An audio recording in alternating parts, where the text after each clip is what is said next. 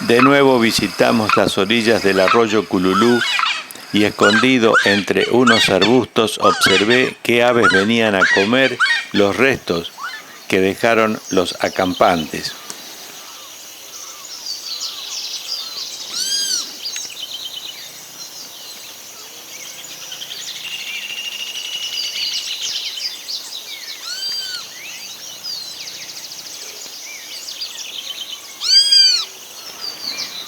Una calandria grande parece ser la dueña del lugar.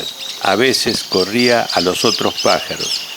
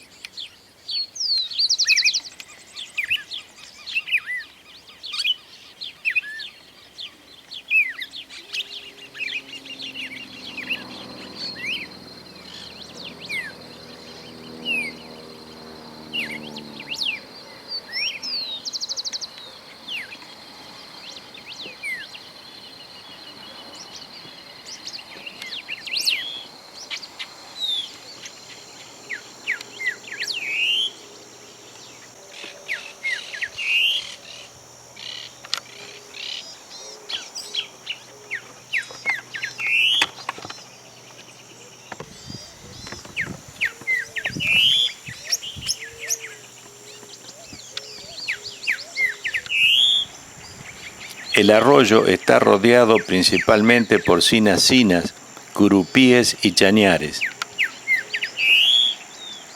Pocas veces vimos al boyerito o boyerín.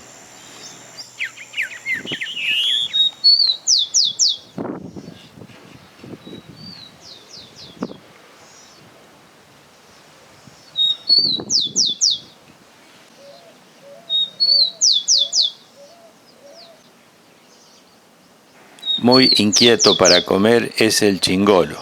Picotea insistentemente y en forma rápida.